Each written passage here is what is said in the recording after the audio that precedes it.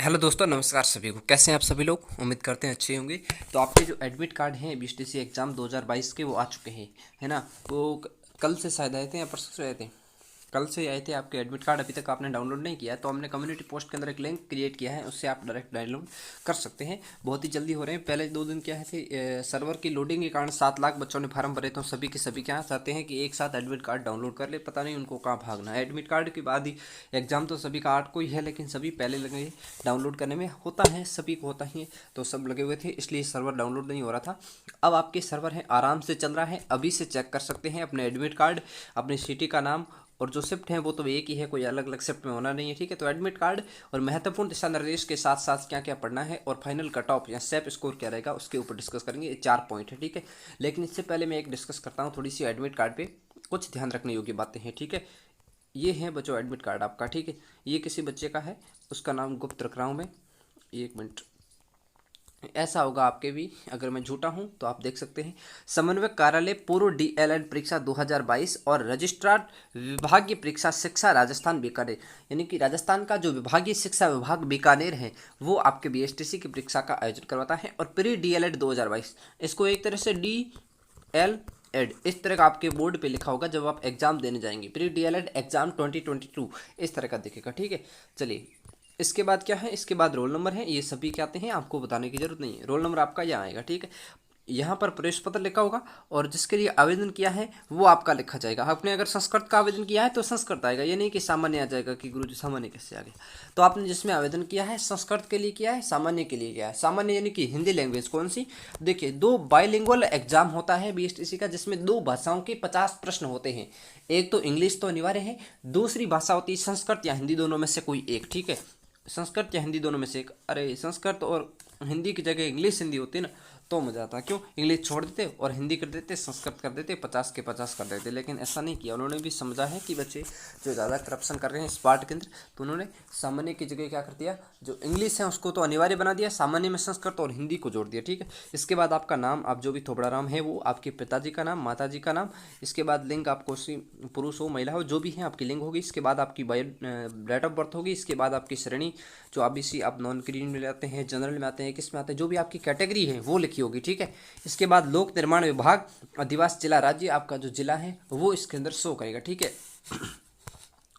चलिए, इसके बाद हम अगली चीज पे चलते हैं जो इंपॉर्टेंट है। परीक्षा की तिथि 8/10/2022 शनिवार को है। कब है? शनिवार को है, 8 अक्टूबर 2022, दोपहर 2 से 5 बजे तक, यानी कि 3 घंटे फुल मिलेंगे। कितने प्रश्नों के लिए? 200 प्रश्न होंगे आपके, और 3 घंटे यानी कि 180 मिनट मिलेंगे। 1 मिनट से थोड़ा कम, यानी कि 50 सेकंड मान लो। 50 सेकंड में आपको एक प्रश्न करना है। जीके का प्रश्न तो 10 सेकंड में हो जाता है, टिक करना है, उसमें क्या लगेगा वो आगे बात करेंगे। पहले आपको जो महत्वपूर्ण निर्देश हैं उसको ध्यान से देखें। कृपया डीएलएड परीक्षा में प्रवेश के लिए अपनी पात्रता की जांच करें। जनरल संस्कृत दोनों पाठ्यक्रम, इस परीक्षा में केवल योग्य उम्मीदवार ही उपस्थित हो सकते हैं। यानी कि आप 12th पास की नहीं और एग्जाम देने चले जाए 8th पास वाले, तो अपनी योग्यता की जांच करनी है और पात्रता की भी जांच करनी है। सामान्य है या संस्कृत है, कौन से हैं? संस्कृत हो तो संस्कृत वाला टिक करना है, सामान्य हो तो सामान्य वाला। वहाँ पे जाके आपको टिक ध्यान से करना है। संस्कृत कर दिया तो फिर संस्कृत रहेगा, ठीक है, और आपको 1 नंबर भी नहीं मिलेगा।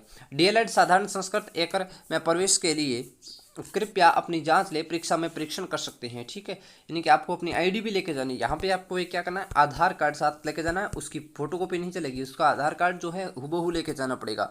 कहीं कहीं सेंटर पर आधार नहीं हो तो फोटोकॉपी चलती है, लेकिन यहाँ पे बहुत सारे सेंटर ऐसे भी है जो फोटोकॉपी की वजह से आपको बाहर कर सकते हैं एग्जाम से, ठीक है।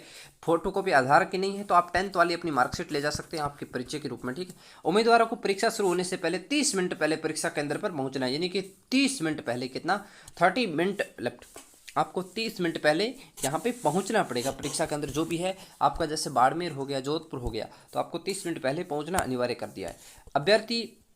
अभ्यर्थियों हैं, क्या लिखा है, अभ्यर्थियों हैं पर पूर्व पर हैं।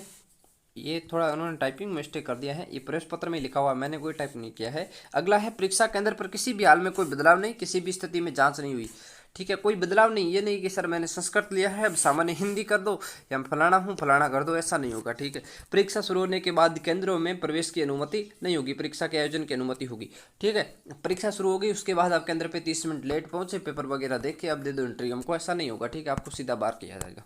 अगला है, बिना एडमिट कार्ड के किसी भी उम्मीदवार को परीक्षा में बैठने की अनुमति नहीं दी जाएगी। उम्मीदवार को मूल रूप से एक वैध फोटो पहचान पत्र लाना है। ठीक है, वैध फोटो का मतलब है एक फोटो आपके पास होना चाहिए, अपना लेटेस्ट फोटो होना चाहिए। ठीक है, इसके अलावा आपके पास क्या होना चाहिए, आपका आईडी प्रूफ होना चाहिए, यानी कि आप आधार कार्ड लेना है। ठीक है, आईडी की जगह आपको आधार कार्ड लेके जाना है और कुछ भी नहीं ले जाना है। आईडी की जगह आधार कार्ड, एक फोटो हो सके तो ले जाना, उसकी कोई खास जरूरत होती नहीं है। बिना एडमिट कार्ड के किसी को भी परीक्षा नहीं दी जाएगी, ये नहीं कि आधार कार्ड लेके चले जाए परीक्षा दे देंगे, ऐसा भी नहीं होगा। आपका एडमिट कार्ड होना चाहिए। जिस सेंटर पर आपको बुलाया जाए उसी सेंटर पर जाए, दूसरे सेंटर पर जाके आधार कार्ड और एडमिट कार्ड दिखाने से कुछ नहीं होगा। ठीक है, चलिए नेक्स्ट है, प्रवेश पत्र के लिए भी परीक्षा में अभ्यर्थियों वाला एक तार युक्त फोटो युक्त जो भी है, ये एक फोटो को ही कहा गया है, फोटो हो सके तो ले जाना। ठीक है, अच्छा रहेगा। अगला है, उम्मीदवारों को परीक्षा पूरी होने से पहले परीक्षा हॉल छोड़ने की, ये नहीं कि गुरुजी 2 घंटे में हमने तो प्रश्न कर लिया, हमने तो 2 घंटे में 200 के 200 प्रश्न लगा दिए, अब हम तो फ्री बैठे, हम जा सकते हैं। बिल्कुल ऐसा नहीं होगा, ऐसा किसी भी सेंटर पे नहीं होता है। ठीक है, किसी भी एग्जाम को दे दो, बीएसटीसी का हो, आपके 10th का एग्जाम हो, 12th का हो, 8th का हो, या किसी बड़े कॉम्पिटिशन लेवल कांस्टेबल का एग्जाम हो, तो भी आपको चाहे आप 10 मिनट में करें चाहे आप 2 घंटे में करें, ना तो आपको 3 घंटे के 1 मिनट बाद भी प्रश्न करना दिया जाएगा और ना ही 2:59 पे आपको छोड़ा जाएगा। ठीक है, 2:59 तक आप प्रश्न कर सकते हैं, इसके बाद नहीं कर सकते। ठीक है, 2:55 में आपकी 2 घंटा 55 मिनट आपको मिलते हैं सामान्यतः, 5 मिनट वो कॉपी लेने शुरू कर देते हैं। ठीक है, अगला है, उम्मीदवार को अपने साथ प्रश्न पत्र पुस्तिका को ले जाने की अनुमति नहीं होगी। ठीक है, जो आपको प्रश्न पत्र देते हैं उसको सुव्यवस्थित रूप से वापस करके देना है, नहीं तो आपकी कॉपियाँ चेक नहीं होगी, आपके नंबर नहीं आएंगे। ये नहीं कि कोई बहुत ज़्यादा होशियार बन के क्या करते हैं, प्रश्न पत्र को बीच में से फाड़ करके ऊपर वाले 2 पेज दे देते हैं, बाकी वो पेज है जो जल्दबाजी में अपने घर ले आते हैं। आपको ऐसा नहीं करना। अगर आप जो प्रश्न पत्र घर लाते हैं तो आपके बिल्कुल मार्क्स नहीं दिए जाएंगे। ठीक है, ऐसे में आपके ऊपर कानूनी रूप से आपराधिक मामला दर्ज हो सकता है कि प्रश्न पत्र को घर क्यों लेके गए। जब इस निर्देश में स्पष्ट लिखा है कि प्रश्न पुस्तिका को घर नहीं लाना है तो क्या चाटोगे। एग्जाम देने जाना है, एग्जाम दे के आ जाना, डेढ़ होशियार मत बनना, बस इतनी निर्देश है।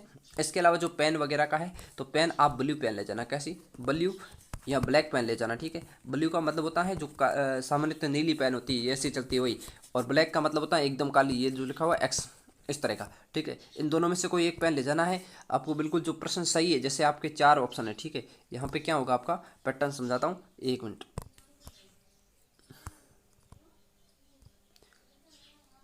ये जैसे आपका इस तरह का होगा। ठीक है, ये पहला प्रश्न, ये दूसरा प्रश्न। ठीक है, इसके बाद क्या होगा आपका, इसके बाद होगा जैसे ये ए लिखा है, ये बी लिखा है, ये आपका सी लिखा है और ये आपका डी लिखा है। तो आपको क्या करना है, जैसे आपका पहले का उत्तर जैसे पूछते राजस्थान की राजधानी क्या है, ऑप्शन पहले में ही जयपुर है, तो आपको क्या करना है, ए वाले को पूरी तरह से ब्लैक करना है। ये नहीं कि आधा छोड़ दें आधा ब्लैक कर दे।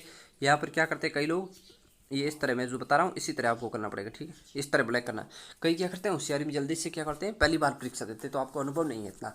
ठीक है, कई बहुत सारे करते हैं, कई नहीं बहुत सारे करते हैं। वो क्या करेंगे, जैसे बी उत्तर है तो बी पे टिक कर देंगे यूँ, और आपका बिल्कुल प्रश्न गलत होगा, क्योंकि ये जो परीक्षा की जो आपकी OMR सीट होगी बिल्कुल मशीन से चेक होगी। अगर आपने गोले को पूरा ब्लैक किया है तो ही आपको नंबर मिलेगा, अन्यथा आपको नंबर ही नहीं मिलेगा। ठीक है, नंबर नहीं मिलेगा तो आप कहाँ से जाओगे।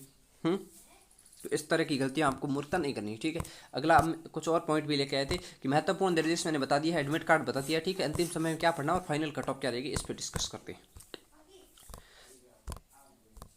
पढ़ने की बात करते हैं। देखिए 1 मिनट, पढ़ने की क्या, पढ़ने की अंतिम समय में क्या पढ़ना है। अंतिम समय में क्या पढ़ना है, कुछ नया तो पढ़ना नहीं, कुछ नया तीर तो मार नहीं सकते। जो आपने लक्ष्य की बुक रटी है, ज़्यादातर बच्चे लक्ष्य वाली रटते हैं, वो अच्छी बात है, रटनी है अच्छी बात है। रिवीजन करो ज़्यादा से ज़्यादा। ठीक है, रिवीजन करो, और हो सकता है कहीं प्रैक्टिस सेट लगा सको तो प्रैक्टिस सेट लगाना इस समय बहुत इंपॉर्टेंट हो जाएंगे, क्योंकि टेस्ट सीरीज़ के बिना नंबर नहीं आते हैं। कितना भी टॉपर हो जाए आप, कितनी भी किताबें रट लें, आपको टेस्ट सीरीज देनी ही पड़ेगी। ठीक है, टेस्ट सीरीज देनी ही पड़ेगी, आपको टेस्ट सीरीज तो देनी पड़ेगी। इसके अलावा जो लक्ष्य की बुक है उसको पूरी तरह से आप लोग रट लो। इसके बाद एक और चांस बनता है, दूसरा चांस जो बनता है वो किसका बनता है, सैप स्कोर का। सैप स्कोर का, सैप स्कोर देखिए इसमें नेगेटिव मार्किंग है नहीं, इसलिए सैप स्कोर क्या है, नेगेटिव मार्किंग है नहीं। आपको पूरे के पूरे अटेंड करना है, 200 के 200 प्रश्न अटेंड करने हैं। ठीक है, एक भी प्रश्न पीछे नहीं छोड़ना, ये नहीं कि 180 कर लें बाकी छोड़ दें, हमने तो इतने ही आते हैं। हो सकता है आप 20 करें, मान लिया आपने 180 आपको करेक्ट आते हैं और 20 प्रश्न आपके पीछे बच गए। अब 20 में तुक्के लगाओ, कम से कम 5 सही हो जाएंगे। ठीक है, 5 सही हो गए, आपके 15 नंबर एक्स्ट्रा आ जाएंगे। हो सकता है आप जिला मेरिट में आ जाए और जिले में आपको कॉलेज मिल जाए, क्या पता। ठीक है ना, तो आपको ऐसी गलती नहीं करना है कि एक प्रश्न पीछे छोड़ दे।